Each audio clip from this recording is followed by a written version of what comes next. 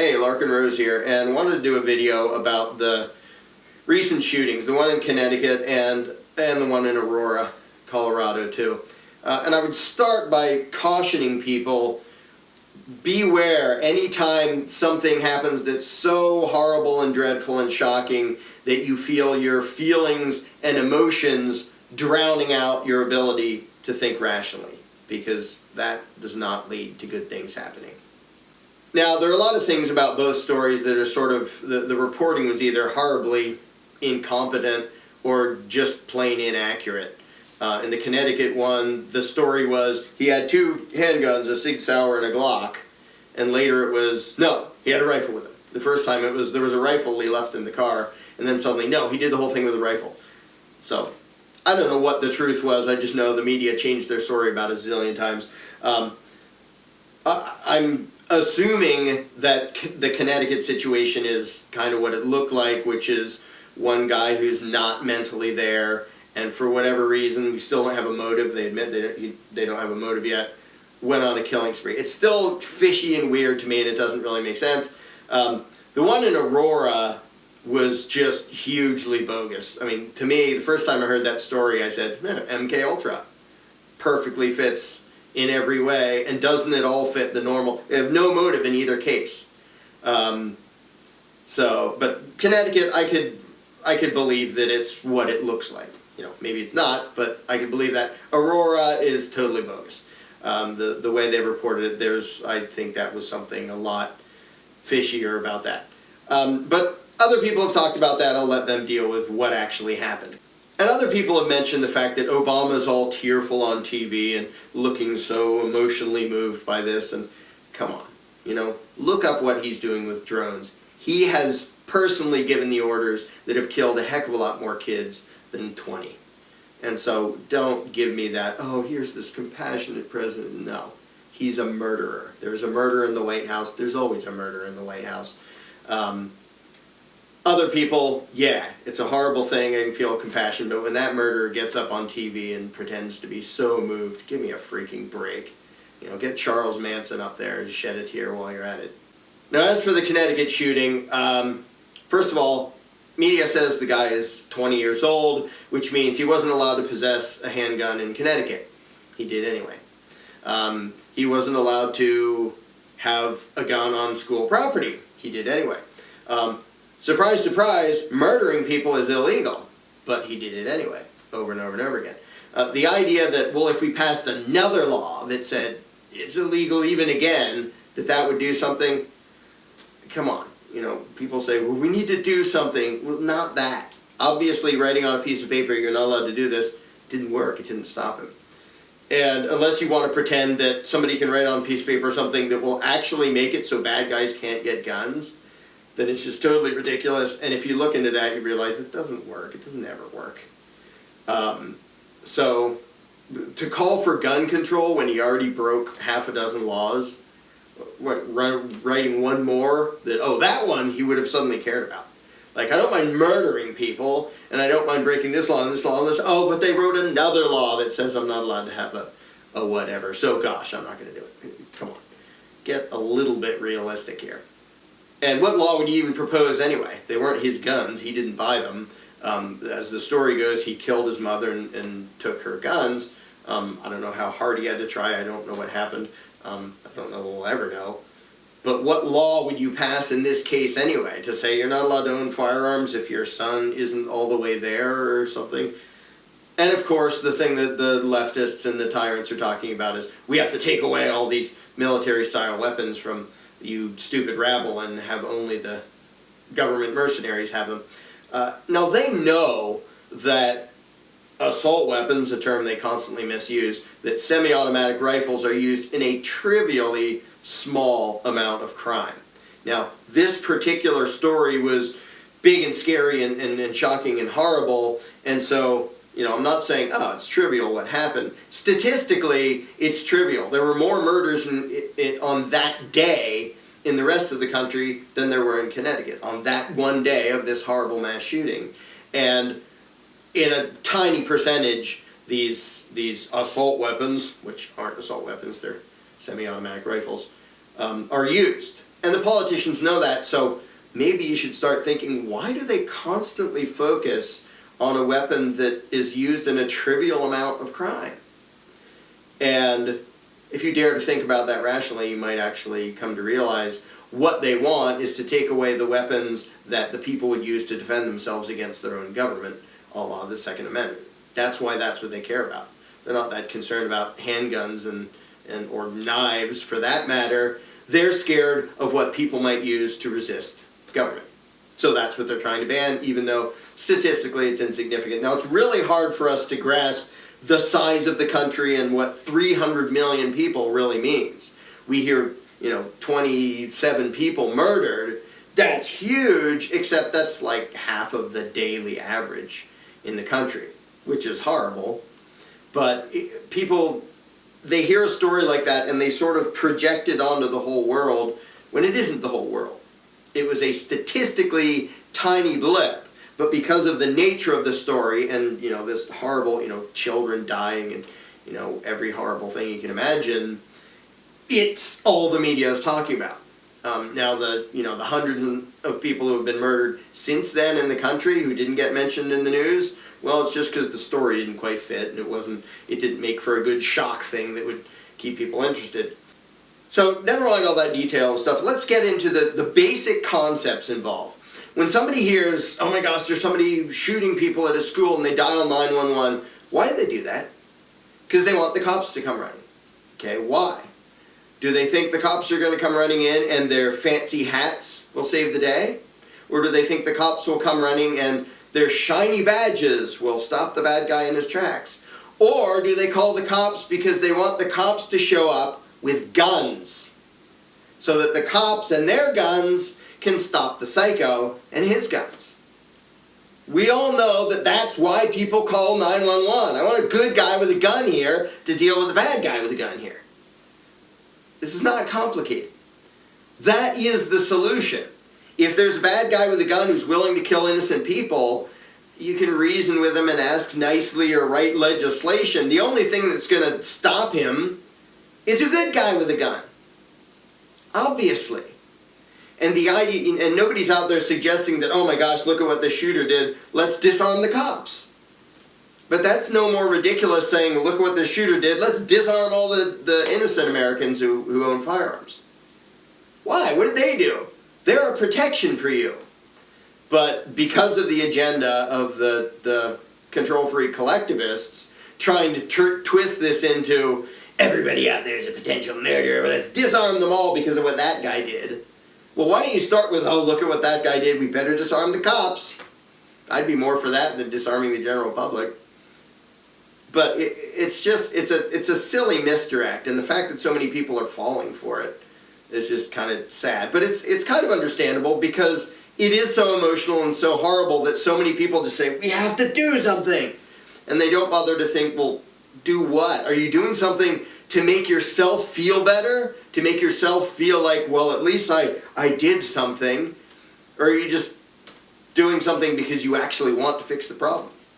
Now, if you want to take it upon yourself to take personal responsibility to make society safer, there is a way to do that.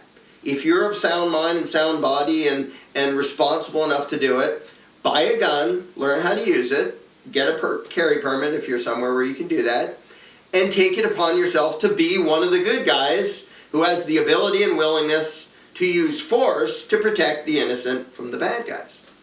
And there are millions and millions of people out there who already do that.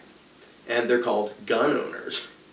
And they're the ones that get demonized. And millions of other people who don't own firearms and know nothing about them benefit every single day by having these other people who are usually carrying concealed. In some states you can carry openly, but most people who carry concealed because in most states that's all you're allowed to do without getting arrested for disturbing the peace or something. Even states like Pennsylvania, technically open carry is allowed, but if you do it, almost anywhere, the cops will tackle you and tase you. But all the people out there who are carrying and making the people around them safer as a result. And the sad thing is those people are then duped by the politicians into thinking what we need is to disarm everybody. So the people out there carrying who make you safer, even if you didn't know it, you didn't even know they were carrying, but you would quickly find out. If somebody barged in the door and said, I'm going to kill everybody, suddenly you'd find out, oh, Bob's got a gun. That's really convenient right now. And that actually happens. And the media does a completely lousy job of reporting it. That people with carry permits actually prevent crimes from happening. Now, yeah, it's not as sensational to report a giant school shooting didn't happen today because somebody pulled a gun, but it is noteworthy to have somebody pull a gun. And it just happened in Oregon, and I think a off-duty sheriff down in, I forget what state it was in, just prevented a different shooting. And that's worth mentioning. And people who, NRA members who get American Rifleman and stuff, there's the Armed Citizen, like a monthly thing that has a bunch of stories of private gun owners preventing crime, which happens all the time. Even the CDC accidentally admitted, oh yeah, that happens all the time, that normal people with guns prevent crime, but you never know it from watching the mainstream media. They don't want you to know that the way for you to be safer is for all the good people around you to be armed. Obviously, if there's a bad guy there with a gun, what you want is a good guy with a gun. I mean, this isn't rocket science. And if you think, well, we just need police everywhere, that doesn't work. I mean, look at the statistics, or just ask a cop. A cop can tell you most of the time what they do is show up and write a report after the fact. They don't show up in time to stop a crime. Criminals don't wait around 10 minutes for the cops to show up and then kill you. They do their crime, they run away, and then the cops write a report about it. But carry permit holders hugely outnumber cops in the states where that's allowed, so they can be all over the place, in malls and in theaters, and they could be in schools if the politicians didn't make them gun-free zones. By the way, Connecticut, which already has some pretty tough gun control, meaning victim disarmament, I think in 1998, they changed it. You used to be able to carry a firearm on school property if you had a carry permit in Connecticut, which I'm not sure how hard it is to get there. They don't have shall issue laws, so they can make it harder to jump through hoops to get a carry permit. You used to be able to carry on school grounds, and after 98 they said, nope, we're not going to have that. How well did that work? You just made it a little bit less likely that there'd be a good guy with a gun when it happened. So if you actually want the world to be safer, trying to disarm the good people is just about the stupidest thing you could possibly do. Literally. Like I said, when people dial 911 in a situation like that, it's because they want a good guy with a gun to show up. That's why they want the cops to show up. It isn't because of the fancy uniform. It's so, bad guy with a gun, where's a good guy with a gun? Well, you can either be a good guy with a gun, or at least let the other good guys around you who choose to carry firearms be good guys with guns. But to disarm them, to write a law, and they're the only ones who are going to care what the law says. The guy who murders people obviously doesn't care what the law says. He's going to do it anyway, which is why you see these shootings happen at post offices and schools where the law-abiding aren't allowed to have firearms. Duh, if someone's willing to commit murder, they're also willing to violate firearms laws. But really the main point I want to make in this video is something that I don't think I've ever heard anybody else say it. Lots of people will say that gun control actually increases crime and gun violence. And Dr. John Lott did a huge study on that. His book, More Guns, Less Crime, shows that when the average people are armed, the violent crime rate goes down, including the firearms-related crime rate goes down when more people have guns and when more people carry guns. So lots of people talk about that, but I want to go a step further. If you advocate gun control, what the politicians call gun control, you are advocating gun violence. And I don't mean indirectly, I don't mean it's an accidental effect, I mean gun control is gun violence. And the only reason people don't recognize this is they so are indoctrinated into authoritarianism and belief in law that they literally don't even think about what they're advocating. Now, there are how many million people in this country who own semi-automatic rifles? And those out there saying, let's ban these semi-automatic rifles because blah, blah, blah. What do you think you're saying? Think through what you're actually advocating. Are you saying, well, the president should go pting with his magic wand and poof, they'll disappear? No, that's not what happens. What you're advocating is the president should write on a piece of paper something that says, if you own one of these, you have to hand them over. And if you don't, we're going to send men with guns to your house. Not just to take away your guns. And by the way, they're going to have semi-automatic rifles when they show up at your house. But to take you away and put you in a cage. Not because you did anything wrong. Not because you threatened anybody. But because you owned a piece of hardware that the government didn't approve of. That is gun violence. Every law is a threat backed by the ability and willingness to use deadly force. The government isn't asking nicely. When they pass a gun law, they say, if you disobey this, we put you in a cage.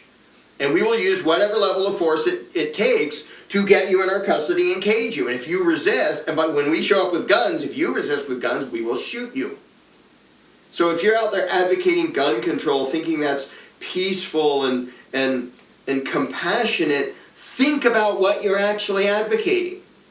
You're actually advocating that millions of people there who haven't threatened or hurt anyone should be threatened with violence by men with guns for owning a thing. Not because they did something bad, but just for owning a thing. So gun control is the euphemism for it. Gun violence is what it actually is. It's what every law is. The war on drugs is gun violence.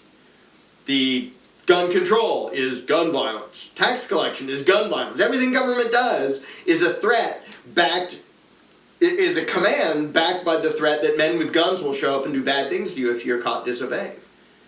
So it amazes me that people say, well, I'm anti-violence and I'm anti-gun, so I believe in gun control. Gun control is men with guns using violence against innocent people. But people don't think it through. Because they believe in authority and government and they think it has an exemption from morality, they fail to miss the point that what they're advocating is, let's have a huge gang of people with guns, known as the ATF, or the state agencies, go around threatening violence against anybody else who happens to possess the same things that the ATF possesses. Actually, they possess machine guns and stuff. So they already, if you have what they have, they'll come to your house and drag you away and cage you or kill you if you resist. Gun control is gun violence. Don't say you're against gun violence and for gun control. They're the same damn thing. If you advocate that somebody threatens to take my guns from me and threatens to cage me if I don't turn them over, don't pretend you're peaceful and compassionate and you believe in peaceful coexistence and getting along and you're loving and caring. You're not. You're advocating gun violence. And you have to think through these things to realize that's what law always is. So unless you would feel okay personally hiring a mercenary to kick down some old lady's door, point a gun in her face and say, hand over your guns, if you wouldn't feel okay doing that, then don't feel okay supporting gun control, because it's the same damn thing. What Obama is suggesting is we should threaten violence against millions of people who didn't threaten anybody, who didn't shoot anybody, didn't harm anybody, didn't do anything, because they possess something that government agents possess all the time. But we're going to attack them for possessing a thing, even if they've been completely responsible, completely good, haven't hurt anybody. We're going to attack them, and people think that's compassionate. It's not. Obama is the head thug of the biggest gang of gun-toting criminals in the world. It's called the United States government. And to advocate that that gang go around threatening innocent people and call it gun control, and imagine that that makes you compassionate and you care about the children. No, it makes you a dupe who doesn't know how to think. If you actually believe in peaceful coexistence, if you actually want people to get along, don't initiate violence against other people. Don't advocate government initiate violence against other people. And that's what gun control is. If you advocate gun control, you advocate that agents of government threaten me with violence if I don't give up my ability to defend my family. That makes you a stupid thug. And if you think that is going to fix what happened in Connecticut or Aurora or any of the other crimes happening, you just need to think more. Listen less to politicians and use your brain more. Government is not ever the answer to these things. Adding a giant parasitical gang of violent thugs on top of whatever private thugs we have is not going to make society better.